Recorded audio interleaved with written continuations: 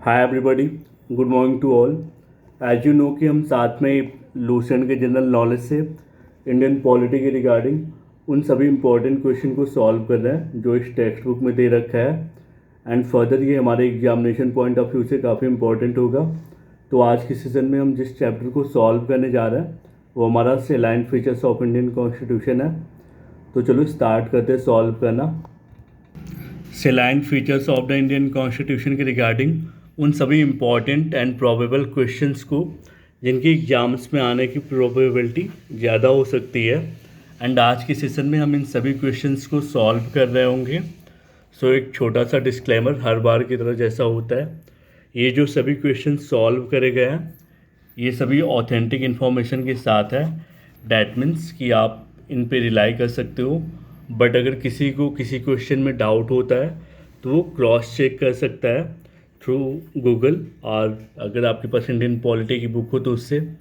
तो चलो स्टार्ट करते हैं सॉल्व करना saline features of the constitution को। तो सबसे पहले हम इस टॉपिक को ही समझते हैं। तो देखो सैलाइन का मतलब क्या होता है। सैलाइन मतलब होता है प्रोमिनेंट और इम्पॉर्टेंट, है ना।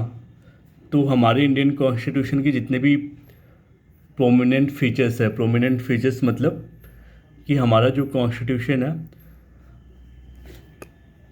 वो किस बात के लिए जाना जाता है उसे हम सैलाइन फीचर्स कहते हैं। तो देखो कुछ सैलाइन फीचर्स हमारे इंडियन कॉन्स्टिट्यूशन की, जैसे written and lengthiest constitution of the world है। हमारे जो इंडिया का कॉन्स्टिट्यूशन है वो written and lengthiest constitution of the world है। और हमारे यहाँ पे एक कॉन्स्टिट्यूशनल सुप्रीमेसी होती है। कॉन्स्टिट्यूशनल सुप्रीमेसी का क्या मतलब है कि हमारे यहाँ के जितने भी एक्ट है, स्टैट्यूट है, और हमारा जो कंट्री है जो गवर्न होता है वो कॉन्स्टिट्यूशन से होता है ना। और जो हमारे एक्ट हैं वो डिराइव किससे होते हैं, कॉन्स्टिट्यूशन से। दैट्स वाई यहाँ पे कॉन्स्टिट्यूशनल सुप्रीमेसी है। तीसरा देखो जो फीचर है हमारा पार्लियामेंट्री सिस्टम है। एंड देन हमारे यहाँ पे फेडरल स्ट्रक्चर है but with unitary bias. That means कि हमारे यहाँ पे सेंट्रल स्ट्रॉन्ग है, ठीक है। अब देखो पांचवा जो फीचर है वो इंडिपेंडेंट जुडिशरी है। एंड देन हमारा यूनिवर्सल फ्रेंचाइज है ना, मतलब कि आप जिस गवर्नमेंट को किस भी आप पे चूज करते हो वाया इलेक्शन, ठीक है, तो उसे हम यूनिवर्सल एडल्ट फ्रेंचाइज कहते हैं। और देखो हमारा जो अगला है वो सिंगल सिटीजनशिप। तो these are some salient features, और भी हो सकते हैं, ठीक है। तो देखो अब हम क्वेश्चंस को सॉल्व करते हैं। तो देखो सबसे पहला क्वेश्चन हमारा जो है वो क्या पूछ रहा है हमसे, the presidential government operates on the principle of. तो देखो जो प्रेसिडेंशियल गवर्नमेंट होता है ना, वो किस सिस्टम पे ऑपरेट करता है, किस प्रिंसिपल पे ऑपरेट करता है, doctrine of separation of power, है ना। सेपरेशन ऑफ पावर होता है तो हम किसी भी कंट्री में हमारे पास चेक एंड बैलेंस का ऑप्शन होता है। सेपरेशन ऑफ पावर जो है वो किसी भी कंट्री में किसी भी सिंगल गवर्नमेंट या अथॉरिटी में सारे पावर को नहीं दे सकता, है ना, क्योंकि इससे मोनोपोली हो जाएगी, ठीक है। तो जो प्रेसिडेंशियल गवर्नमेंट है वो ऑपरेट्स किस पे करता है, on the principle of separation of power. अगर हम सेपरेशन ऑफ पावर की बात करें तो इसको मॉन्टेस्क्यू ने दिया था, ठीक है। ये जो डॉक्ट्रिन है वो मॉन्टेस्क्यू ने दिया था और इन्हीं का फॉलो होता है। अब देखो आपका जो अगला क्वेश्चन है वो मैच द कॉलम करना है। तो देखो प्रेसिडेंशियल सिस्टम किस पे बेस्ड होता है, सेपरेशन ऑफ पावर पे।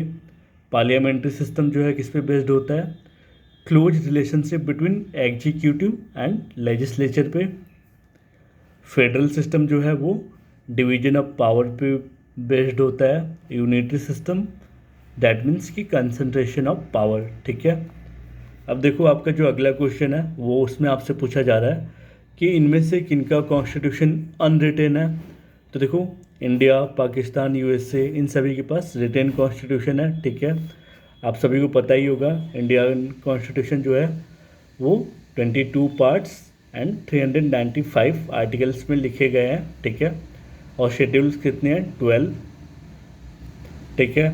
और जो यूएसए का कॉन्स्टिट्यूशन है वो 7 आर्टिकल में इन्होंने बता रखा है अपने कॉन्स्टिट्यूशन को, ठीक है। और पाकिस्तान का क्या ही जानना, बकलो लोगों का, ठीक है। तो देखो हमारा जो अनरिटन कॉन्स्टिट्यूशन है वो किसके पास है यहाँ पे, यूके के पास। अब देखो आपका जो अगला क्वेश्चन है उसमें आपसे पूछा जा रहा है basic feature of the Indian constitution which are not amendable under article 368। तो हमसे यहाँ पे पूछा जा रहा है कि आर्टिकल 368 के तहत ऐसे कौन से बेसिक फीचर्स हैं जिनको हमारा पार्लियामेंट अमेंड नहीं कर सकता, जिनमें बदलाव नहीं ला सकता, ठीक है।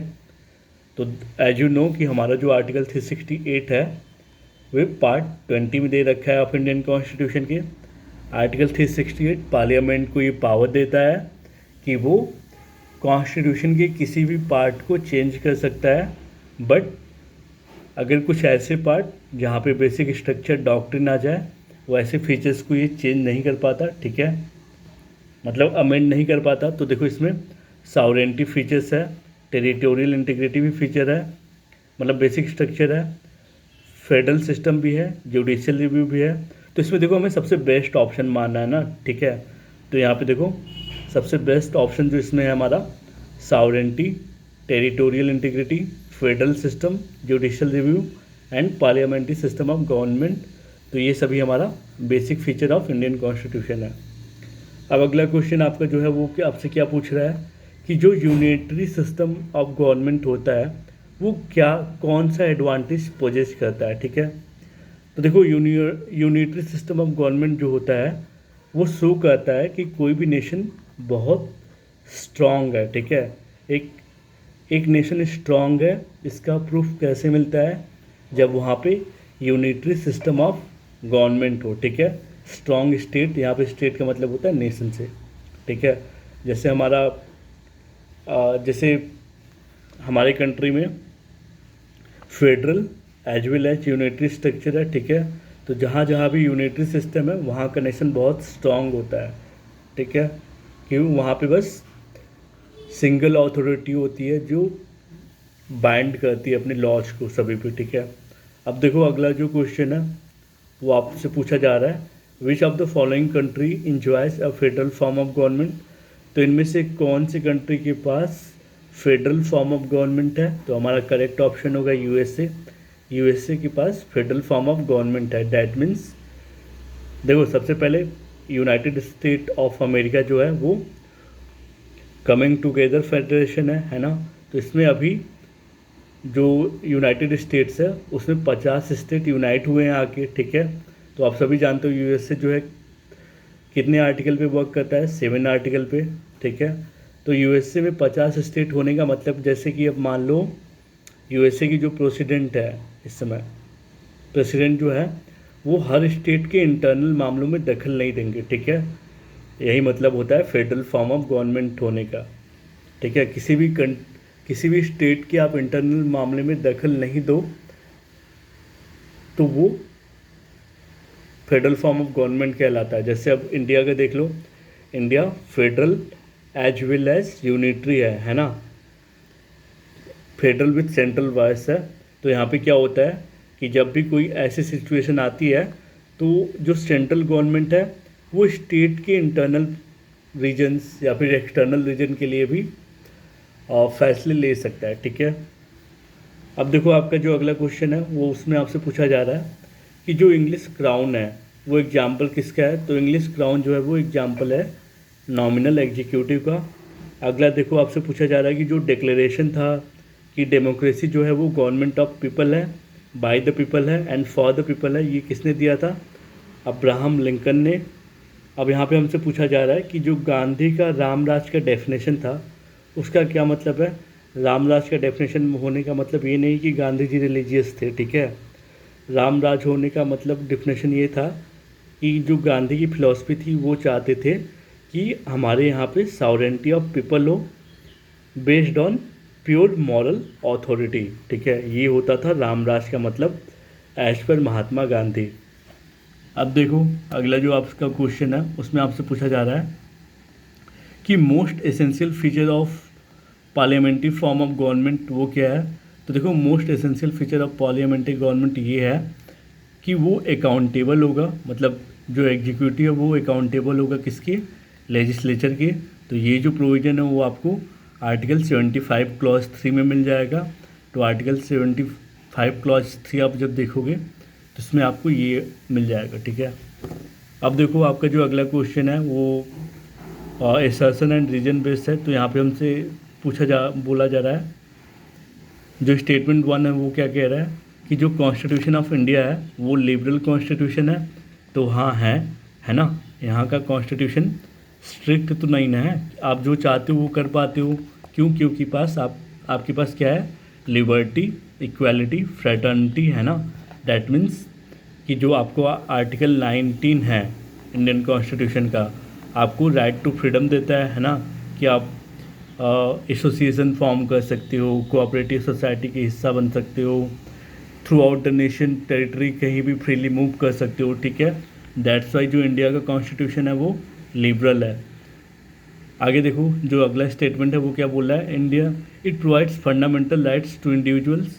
तो सही बात है, इंडिया का कॉन्स्टिट्यूशन जो है वो फंडामेंटल राइट प्रोवाइड करता है इंडिविजुअल को। दैट्स द रीज़न कि हम कह सकते हैं कि जो इंडिया का कॉन्स्टिट्यूशन है वो एक लिबरल कॉन्स्टिट्यूशन है। फंडामेंटल राइट्स होने का ये मतलब है कि हमारे कंट्री के पास एक लिबरल कॉन्स्टिट्यूशन है। अब देखो आपका जो अगला क्वेश्चन है उसमें आपसे पूछा जा रहा है कि कौन से सेशन पे कांग्रेस ने ये ऑफिशियली एक्सेप्ट कर लिया था कि हमारे पास सोशलिस्टिक पैटर्न ऑफ सोसाइटी है। तो वो था हमारा अवधि सेशन ऑफ 1955।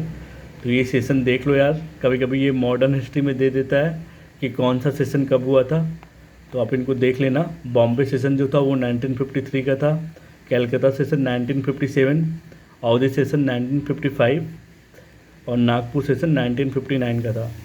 अब यहाँ पे आपसे जो अगला क्वेश्चन है वो आपसे पूछा जा रहा है कि जो इंडियन पॉलिटी है वो सुप्रीम क्यों है, यहाँ पे पूछा जा रहा है ना, विच वन इज़ सुप्रीम इनमें से।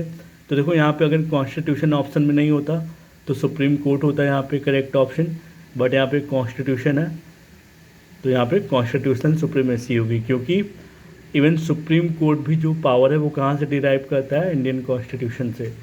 इंडियन कॉन्स्टिट्यूशन जो है वो लेक्स सुप्रीमा इसे कहते हैं, ठीक है। डैट मीन्स कि ये सर्वे सर्वा है, इससे बड़ा कुछ नहीं है इंडिया में, ठीक है। अब देखो और जो अगला क्वेश्चन है आपको वो पूछा जा रहा है कि in Indian polity the executive subordinate to the. तो हमारे यहाँ पे देखो इंडियन पॉलिटी में जो एग्जीक्यूटिव है वो सबऑर्डिनेट है किसके, लेजिस्लेचर के। ये बात कहाँ पे लिखी गई है, article 75 clause 3 of Indian constitution, ठीक है।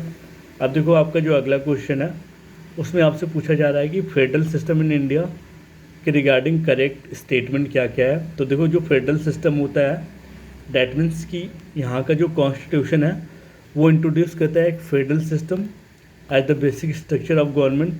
सही बात है ना। There is a strong mixture of unitary bias. तो हमारे यहाँ की जो फेडरल स्ट्रक्चर है वहाँ पे स्ट्रॉन्ग मिक्सचर है यूनिटरी बायस का भी, है ना। सेंटर यहाँ पे स्ट्रॉन्ग है ना, सेंटर मतलब हमारे इंडियन कॉन्स्टिट्यूशन में क्या होता है, हमारा इंडियन कॉन्स्टिट्यूशन जो है वो फेडरल स्ट्रक्चर का तो है with unitary bias. That means कि जब जब सेंटर को ऐसा लगेगा कि हमारा देश जो है कि बिखर रहा है या टूट रहा है तो वहाँ पे जो देश का कमान है वो सेंट्रल गवर्नमेंट संभालती है, ठीक है। जैसे इमरजेंसी सिचुएशन हो गया, ऐसा कुछ भी। तो अगला देखो, both the union and state legislature are sovereign. तो देखो क्या मतलब हमारे यहाँ का जो फेडरल सिस्टम है क्या वहाँ पे यूनियन और स्टेट लेजिस्लेचर दोनों सॉवरेन है? नहीं, यूनियन लेजिस्लेचर ज़्यादा सॉवरेन है, ठीक है। इसलिए ये ऑप्शन गलत हो गया। अगला जो स्टेटमेंट है वो आपसे कह रहा है कि जो लेजिस्लेटिव, फाइनेंशियल और जुडिशियल पावर है वो डिवाइडेड है between union and its unit. तो देखो लेजिस्लेटिव पावर, जुडिशियल पावर तो इंडिपेंडेंट है, ठीक है, बट जो लेजिस्लेटिव एंड फाइनेंशियल पावर है वो यूनियन गवर्नमेंट के पास है, ठीक है। जुडिशरी जो है वो इंडिपेंडेंट है, तो इसलिए ये भी गलत हो गया। अब देखो आपका जो अगला क्वेश्चन है उसमें आपसे पूछा जा रहा है who among the following gave the following statement about Indian constitution. तो इनमें से एक स्टेटमेंट है, ये किसने दिया था? आपका स्टेटमेंट है Indian constitution strikes a good balance between extreme rigidity and too much flexibility. ये जो स्टेटमेंट है वो लेजेंडरियोविच का है, ठीक है। अब आपका अगला क्वेश्चन है, अगेन स्टेटमेंट बेस्ड है। तो आपका जो असर्शन है वो क्या कहता है, इंडिया का जो कॉन्स्टिट्यूशन है वो क्वासी फेडरल है, सही बात है। इंडिया का कॉन्स्टिट्यूशन क्वासी फेडरल है। एडिशनल इन्फॉर्मेशन देखो, इस स्टेटमेंट को केसी वियरे ने कहा था, ठीक है, केसी वियरे ने। अब रीजन क्या दे रखा है, Indian constitution is neither federal nor unitary, तो रीजन यहाँ पे गलत है ना। इंडिया का कॉन्स्टिट्यूशन फेडरल भी है एज वेल एज यूनिटरी भी है, तो इसमें बस ए ऑप्शन सही है। तो यहाँ पे देखो A is true, or is false. अब देखो आपका जो अगला क्वेश्चन है वो आपसे कह रहा है which of the following document is related with India, तो इनमें से कौन सा डॉक्यूमेंट इंडिया से रिलेटेड है। तो हमारे यहाँ से रिलेटेड है जो वो वाइट पेपर डॉक्यूमेंट जो है वो इंडिया के कॉन्स्टिट्यूशन से रिलेटेड है, ठीक है। तो जो वाइट पेपर डॉक्यूमेंट है वो क्या होता है, ये एक अथॉरिटी है ना, जो कि गवर्नमेंट इश्यू करती है, ठीक है, टू स्टेट को और उसके ऑफिशियल को, ताकि जितने भी ऑफिशियल रिजोल्यूशन है स्पेसिफिक मैटर को लेके वो हो सके, ठीक है। तो इसलिए वाइट पेपर जो है वो इस बात से डील करता है, ठीक है। तो हमारे इंडियन कॉन्स्टिट्यूशन में और जो ऑफिशियल डॉक्यूमेंट है वो किससे रिलेटेड होते हैं, वाइट पेपर से। अब देखो अगला जो आपका क्वेश्चन है उसमें आपसे पूछा जा रहा है कि which of the following is basic structure of the presidential government, मतलब प्रेसिडेंशियल गवर्नमेंट जहाँ पे है इसमें से कौन एक बेसिक स्ट्रक्चर है, वहाँ पे सिंगल एग्जीक्यूटिव होगा, वो बेसिक स्ट्रक्चर है, ठीक है। रिजिड कॉन्स्टिट्यूशन नहीं, सुप्रीमेसी ऑफ द लेजिस्लेचर नहीं, जहाँ पे सिंगल लाइक प्रेसिडेंशियल जहाँ पे रूल है वहाँ पे सिंगल एग्जीक्यूटिव होता है, ठीक है। अब देखो आपका जो अगला क्वेश्चन है उसमें आपसे पूछा जा रहा है कि कार्डिनल फीचर क्या है पॉलिटिकल सिस्टम जो इंडिया का है वो उसका क्या है कार्डिनल फीचर। जैसे यहाँ पे आपको डेमोक्रेटिक रिपब्लिक मिल जाएगा, यहाँ पे आपको पार्लियामेंट्री फॉर्म ऑफ गवर्नमेंट मिल जाएगा, सुप्रीम पावर जो है वेस्ट होता है पीपल ऑफ इंडिया में, है ना, क्योंकि लोग ही डिसाइड करते हैं कि कौन गवर्नमेंट फॉर्म करेगा, ठीक है। तो इसलिए जो पार्लियामेंट्री फॉर्म है सुप्रीम पावर जो है वो किस में वेस्ट है, we the people of India, है ना। हमारा प्रियम्बल भी ऐसे ही स्टार्ट होता है, ठीक है। It provides for a unified authority, नहीं, यहाँ पे यूनिफाइड अथॉरिटी नहीं है, ठीक है, क्योंकि यहाँ पे पावर डिवाइडेड है ना अथॉरिटी के बीच। अब देखो आपका जो अगला क्वेश्चन है उसमें आपसे पूछा जा रहा है where was the concept of written constitution first born, तो सबसे पहली बार किसी भी कंट्री का कॉन्स्टिट्यूशन जो है वो रिटेन होगा, ये बातें कहाँ से स्टार्ट हुआ था, यूएसए के कॉन्स्टिट्यूशन से, ठीक है। तो आप सभी जानते हो यूएसए के पास बस 7 आर्टिकल है।